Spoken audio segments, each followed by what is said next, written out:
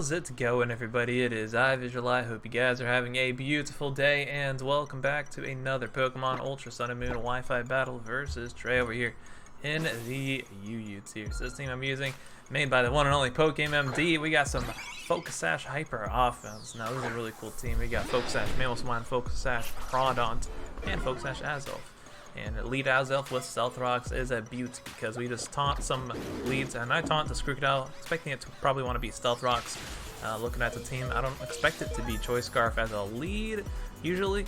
I've seen some people lead a Choice Scarf Crocodile, but when you have a Fernape, I think it might be Choice Scarf, and the Crocodile might be the Stealth Rocker looking at Trey's team. So that's why I'm for the taunt. And if it was Choice Scarf, that would be bad, because then I taunted a Choice Scarf, and then I probably wouldn't have gotten Rocks up if he went for Pursuit. But luckily, that is not the case. So I went for Stealth Rocks. Usually, if you predict the Crocodile to want to be Choice Scarf, don't stay in unless you want to explode on it. Or I'll usually just get Rocks up. That's like the best play. But yeah, Infernape U-turns on out. And now I go to Starmie, as I expected Infernape should be not the Choice Scarfer. Usually Crocodile lead might be Z-Mover though. So it brings in Premium on my Starmie, as he probably wanted to get Rocks up, but I was just going to hide from him. Now I got that Gigavolt Havoc Thunder for any water type that wants to come in on Starmie. Usually Starmie finds itself having water type switching in on it, so that's why Electrium Z Gigavolt Havoc, that Thunder, is beaut. It can do a lot to especially defensive Empoleon, and although Empoleon could live one, I've seen Empoleons live Gigavolt Havocs because they like to run a lot of special defense, but yeah, Premium is not going to live that, even though it does have great special defense as well. They don't run max special defense. So then comes Manectric. He doesn't Mega Evolve as I go into my Manectric. Smart play, as I guess maybe he wants to get Lightning Rod later on, but I guess now he realizes that he wants to Mega Evolve, as I decided to just Mega Evolve and go for Flamethrower because I want to weaken his Manectric for maybe my Scizor in the back with Swords Dance. Maybe even my Crawdaunt with Swords Dance, just weaken his team, put it in range from some priority, and luckily I win a speed tie right there, as I almost knock him out, but it wouldn't ever knock out Mega Manectric, as he actually doesn't knock me out, which I thought he would have from that range, but that's pretty dope. So now I actually brought in Hacks Are Always, and Hacksters is an interesting switch in, I do say so myself, as usually Mega Manectric would have Hidden Power Ice, and maybe it would one-shot Hacksters from that range, but I don't have it. I have Hidden Power Grass with Signal Beam, which is actually really cool on Mega Manectric. You can pop some Swamperts, maybe Sabotoad, if they want to run that new U tier now, since Sabotoad kind of dropped down to, I think, NU, since Rotom Wash isn't in the tier anymore. Maybe if Rotom Wash gets back into UU, we'd see some more Sabotoads. But yeah, anyways, I brought in Scizor, as I just want to go for the Bullet Punch. But he brought in Fernape. That's some good chip on Fernape, putting it in range of maybe another Bullet Punch. Maybe if I just Swords Dance up, Scizor can just win. But I brought in Starmie on the Infernape. It could take a U-turn, it could take close combat, Flavorless, whatever.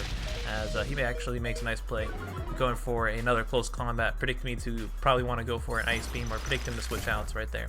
I went for Ice Beam because it does decent damage to Infernape at like -2 special defense, and I kind of expect him to switch out.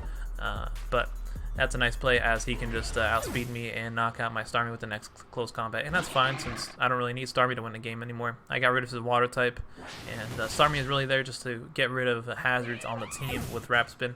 That's why you don't want to break any of your Focus Sashers like Crawdaunt and Mamoswine. So I brought in Crawdaunt, Aqua Jet him. Luckily, he's not some, I don't know, random non-choice Scarf Infernape, but I know for a fact he is, because he outsped Azelf with U-turn. So he brought in Crawdaunt to defog. That is gonna be a nice setup time for Crawdaunt, as I Swords Dance up on X-Wings. And now, usually Crawdaunt, if they're defog, maybe max HP, it could be a little bit annoying for Crawdaunt to knock it out with the Aqua Jet, so that's why I Swords Dance up again, as he brought in Crocodile to intimidate me. And hopefully this Crocodile is not going to be a Rocky Helmet, as it breaks my Focus Sash, but Tick-Tock Croc is going to break my Focus Sash, so that kind of sucks. But at the same time, it doesn't really matter since I'm +3 attack, and putting everything, like everything's weak and in range of an Aqua Jet, and the Crobat can't really one-shot me, so Crawdaunt's about to go in. So one-shot that Mega Manectric, as it's not going to live. Hacksters comes in, it's in range of a +2 Aqua Jet now, since Manectric intimidated me as well, and the Crocodile, so that's -2, and I was at +4 and before all that, so yeah, I'm only at +2 right now, as The last Pokemon is going to be the Crobat, and it does live at +2 Aqua Jet, so that is a bulky bat. But since it is a bulky bat, Brave Bird is never going to knock me out. And almost knocks himself out with that recoil, and that's going to be a GG because the next Aqua Jet is going to knock out the Crobat. So pretty nice putting everything in range for Crawdaunt to sweep at late game, and giving me a free opportunity to set up on the Crobat, as I know I can live anything Crobat wants to go for because I have that Focus Sash, and keeping hazards off the field is priority for this team, that's for sure. So next game we got is versus Joey, and he brought some Sand Stoutland. That's going to probably be Bandit Stoutland is when I see a Stoutland, maybe Life Orb, I don't know. And then Aerodactyl-Mega, yeah, Infernape, maybe it could be maybe Z-Move. I could see that. Has a Stall Breaker, as Lottie could be Scarf, or Lottie could be the Z-Mover, and a little Mug, usually a Soul Vest, maybe a Pursuit Trapper, stuff like that. That's like what they like to run in the Yu-Gi-Oh tier most of the time. So can just lead off with a bad boy Azelf, as I just want to get my rocks up, as Joey just leads off with the Latios. So maybe Latios is going to be a bulky defogger on the team, I believe, trying to counter Azelf, but I can just explode on that. But it turns out to be Choice Scarf, as it outspeeds me and Draco's meters me, so that's some really good information, as I know this is going to be a Choice Scarf where I get my rocks up. And at this point I was just like, alright, I don't really need Azelf, I don't want to switch out, I just go for Explosion, pretty much as a sack, but he just switches out and hit Powdon, and that is a really nice chip on the Powdon, because now it's in range of potential like Aqua Jet, maybe really anything on my team. If I just want to Swords Dance up with my priority, I don't even need to maybe hit it with a priority move, because I'm probably faster than like all of it. With all my Pokemon, I'm probably faster than Hippowdon, but I decided to go into Mamoswine, as Mamoswine, he has no good switching for. Ice and Ground is a tough typing to switch into, so he decides to stack Hippowdon, so his Sand is gone, his Sand Setter at least, and now in comes Stoutland, and he just goes for the Superpower. I have that Focus Sash, and I knew for a fact he'd probably want to bring me down to my Focus Sash. He turns out to be Life Orb too, so he can switch out his moves a little bit if he wants to. Maybe he wants to go for a Returner, a Superpower, or a Play Rough, Fire Fan, whatever crunch. But I went for Endeavor, bring him down to 1 HP, as I expected him to bring me down to my Focus Sash, and now I go for the Ice Shard and knock him out with that priority. In comes Lottie, as is going to be good chip for me, as I can get some nice Ice Shard damage on the Lottie. Put in the range of maybe a Swords Dance Aqua Jet from Crawdaunt, Swords Dance Scizor for sure, and pretty much everything priority-wise. But I decided to bring the Starmie over here, as Starmie looked to be really good. I don't want to break any Focus Sashes just yet, and Starmie can bait into the Alolan Muck, as I can hit it with a nice Analytic Hydro Pump out to play, and maybe I can knock it out. But yeah, that is a critical hit, Analytic Hydro Pump, and that did a decent amount, but still at the same time, it did nothing to a Alolan Muck Assault Vest, because now I go for the Gigavolt Havoc, and this doesn't even knock out Alolan Muck from that range of HP, so Alolan Muck is so dang bulky with Assault Vest, it lives on the Sliver. But luckily, Alolan Muck does not knock me out with a knockoff. It does a decent amount though. I live on 3 HP, and luckily it doesn't have Shadow Sneak. Usually Alolan Muck don't have Shadow Sneak. They usually run like Knockoff, Pursuit, Poison Jab with Gunk Shot, and Fire Punch for Scizors. So maybe you've seen Brick Break sometimes, or even Power Punch, but that's a little gimmick. So now in comes Mega Aerodactyl. It can pursue me. I mean, I was just going to stay in just an off chance. Maybe he goes for Stone Edge and misses, something like that. Maybe he wants to get rocks up. I could just go for a Hydro Pump or Ice Beam to hopefully knock it out with Analytic Boost. But yeah, he just knocks me out. I go into Scizor, I go for the Bullet Punch, and down goes Mega Aerodactyl. As I don't want to predict Infernape to want to come out, because what if he has Fire Fang on Aerodactyl? I don't want to mess around with that. So in comes Infernape. I'm just going to go for a Bullet Punch, get some chip on it, as he just goes for the Overheat, which is very overkill on Scizor, but hey, I guess that's his only fire attack, maybe. Maybe he's like Choice Specs over here, or something like that. That could be some big boy damage. So I'm going to bring in my Crawdaunt, as I just go for Aqua Jet to knock him out. Hopefully he doesn't have Vacuum Wave, and he's like a special attacking Vacuum Wave nasty plot Infernape. He probably is, I would guess, like Farium Z. That's a good stall breaker, to be honest, with Overheat. But since it's Choice Scarf is Lottie, but maybe it's Specs, I don't know. But in comes Lottie. I just knocked that out with Aqua Jet, as it was in range, and that is going to be a GG to Joey. So pretty nice, pretty quick game. I like these games because they're nice and quick and very fast, hyper offense. So next up we got Johan over here. He got a Swampert and a Mega Sceptile. That's scary. Some Hoenn Pokemon, as I do want to try and Hidden Power Grass that Swampert, so we'll see. He has a lot of ground types, Nidoking, Swampert, Crocodile, so it'll be cool. A lot of ground types you can just stack on a team because they're just all really good ground types, just like water types. So I'll lead off with Azelf as it leads off with Infernape, as Infernape could be the Stealth Rocker, but I doubt it. I mean, usually, when you have a bunch of ground types, they could be Stealth Rockers, so he brings in Crocodile. Makes sense since if I want to Psychic the Infernape, he's immune to that, and he can Pursuit Trap me. But I get my rocks up as he goes for Pursuit Trap, and that is not going to do anything. I mean, that doesn't matter to me because I'm just going to explode and do some big boy damage due to Crocodile, bring in range of a Bullet Punch or Aqua Jet, or even Ice Shard. So I decided to bring in Manectric, as Manectric can Intimidate and live a Pursuit. And it baits in that Swampert that I want, that I need to hit with a Hidden Power Grass, because that could be a little bit annoying for Starmie and other Pokemon that can't one-shot it without boosting up, like Scizor and Crawdaunt, or even Mamoswine. So, go for the Hidden Power Grass. He brought in Swampert and one-shot it with that critical hit, which is unfortunate because he could have probably lived the Hidden Power Grass. I think it's a roll. But at the same time, I could have easily just knocked it out, so I don't know if it mattered. I mean, I would have went for maybe a Flamethrower or a Signal Beam, just an off chance he switched out, and that would have been a good chip on everything else, and plus Swampert would have died to Stealth Rocks, I think, after Grass, maybe. But yeah, getting rid of Swampert is huge.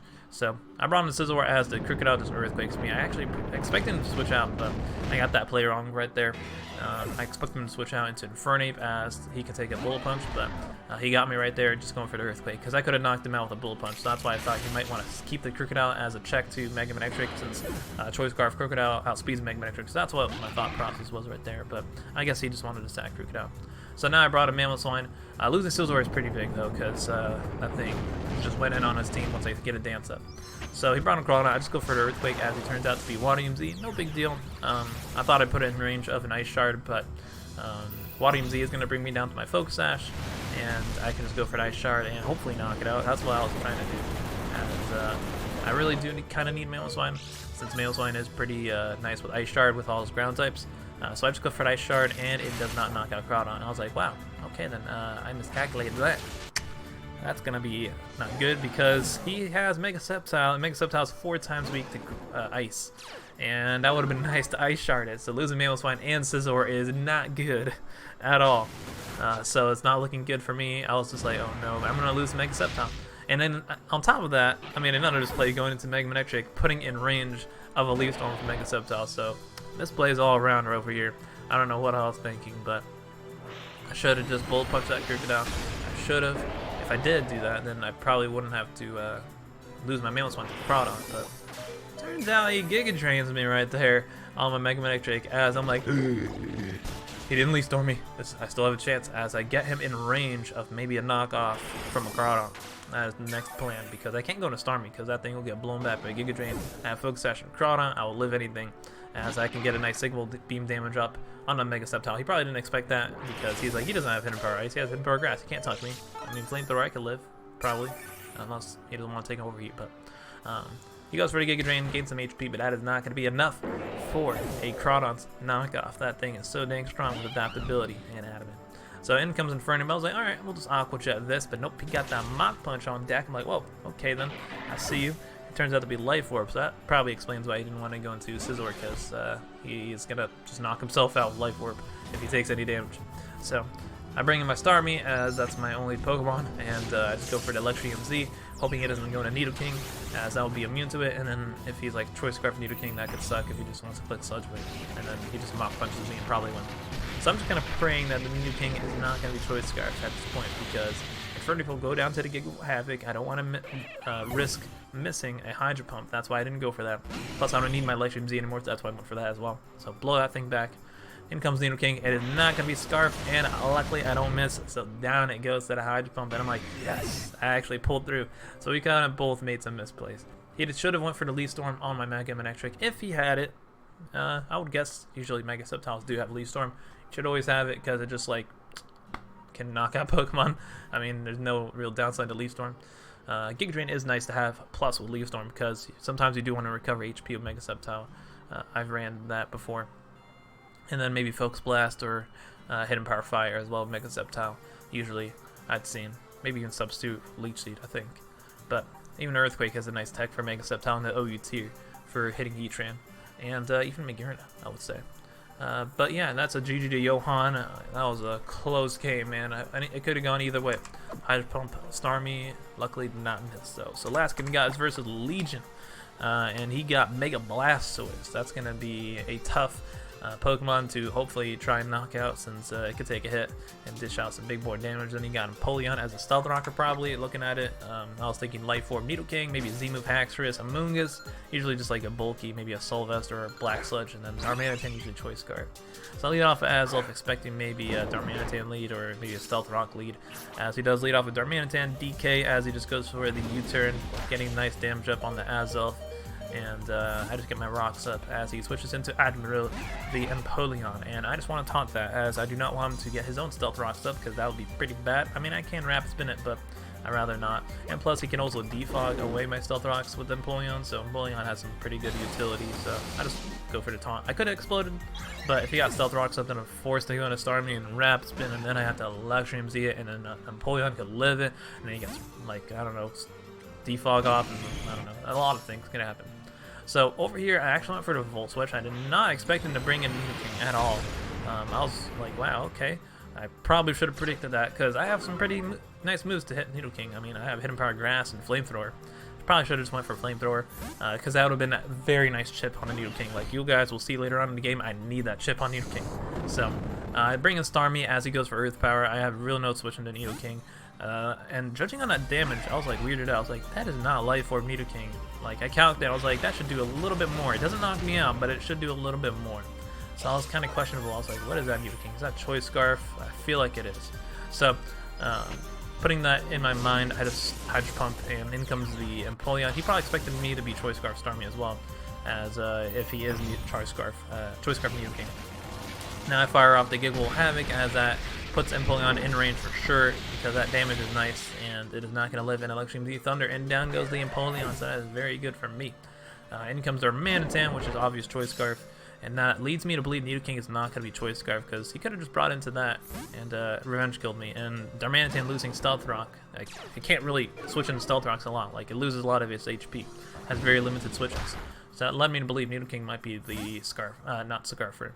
But I brought in Mega Manectric, as he actually brought in Nidoking again, so I'm like, alright, I guess I'm just going to go for a Flamethrower, put it in range. But then he turns out to be Choice Scarf. I'm like, oh, it is Choice Scarf, okay. Well, you got me right there. I really thought it wouldn't be, but judging on that damage from Starmie, I knew it was, like, suspicious. Like, it was weird, because Earth Power does a little bit more to Starmie. So anyways, I brought in Scizor. Probably should have brought in Crawdaunt, because Crawdaunt +2 can knock out Amoonguss, like, from full with knockoff with Adamant. Scizor, on the other hand, at +2 with knockoff doesn't, and then he spores me, and I'm like, oh no, I misplayed. Because now I have to play around sleep turns, and I have to try and wake up, and if I don't wake up, then I lose my Scizor. So I'm just like, alright, we gotta try and wake up over here, as he brings in Arthur, the Nidoking. And Nidoking can potentially two-shot me or one-shot me if he wants to lock himself to Flamethrower, but I doubt he wants to do that, because I have switches to Flamethrower. So he goes for Earth Power, as it's a nice mid-ground, hits everything on my team. And unfortunately, I do not wake up, because I could have gotten that nice +2 Bullet Punch off, and probably would have one-shotted that Nidoking. So that kind of sucks. Losing Scizor right there. Now I bring in the real threat, Crawdaunt, which I should have brought over Scizor. I don't know why I didn't. I just kind of thought maybe I could knock out Amoonguss, but it turns out he's, like, really defensive. So Crawdaunt +2, even with no item, Amoonguss knocks it out with knockoff. So that's why I should have brought in Crawdaunt, because it literally just demolishes things. Like, Crawdaunt is probably the way to go most of the time if you want to break through a team instead of Scizor. Scizor is more of a clean-upper kind of sweeper, I would say, late game. Most of the time, you just got to weaken a little bit more Pokemon and get some chip on everything. Crawdaunt is mostly the breaker for sure. As he brought in Blastoise, outspeed it, and I go for the knockoff, almost one-shot it too, mind you, as I'm faster, so it's definitely probably a bulky Blastoise, like probably max HP, max special attack, something like that, modest. So I just go for Aqua Jet, maybe on off chance it's speed tie, I don't know. That's why I went for that, because you never know, it could have been a speed tie, and I won that. So in comes a Haxorus, I just want to go for Aqua Jet, get some chip on it. But looking at it, it's not looking good, because he has two Choice Scarfers in the back, Darmanitan and Nidoking, and I don't have enough sacks for those Choice Scarfers, because I only have Starmie and Mamoswine. And I go for Starmie because I know I can easily just get a kill over here because he doesn't have a good switch into Starmie. With Analytic boosted Ice Beam, maybe Darmanitan can live, but I doubt it. Plus, he doesn't want to risk me going for a Hydro Pump. So, in comes Nidoking, and unfortunately, it outspeeds me, out Earth Powers me, and it is not in range of an Ice Shard. So, it gets to break my Focus Sash. If it was in range of an Ice Shard, if I just Flamethrowered it with my Mega Manectric or Hidden Power Grassed it would have been in range of an Ice Shard. So, every little chip matters on that Nidoking. Like, thinking back on the first turns of the game, remember I said I should have went for anything else other than the Volt Switch as he brought in Nidoking. So, I would have won the game if I just get that chip off on that Nidoking, and if I didn't misplay with Scizor and Crawdaunt, because I should have brought in Crawdaunt over Scizor. So, Darmanitan's going to live that Ice Shard, even if I get a crit. It's going to live, and then he just knocks me out because he's Choice Scarf. I know he is, and just naturally outspeeds me. So that's going to be a GG to Legion. Very close as well. We got some pretty close games with this team. Very, very fun team. So, shout out to Pokegame. It's a really cool team. And yeah, that's going to be the end of the video. Hope you guys enjoyed. Make sure to leave a like, comment, subscribe, and do your thing. And common question of the day is, what is your favorite rapid spinner? Leave it down in the comments, and I'll see you guys in the next video. Peace, peace.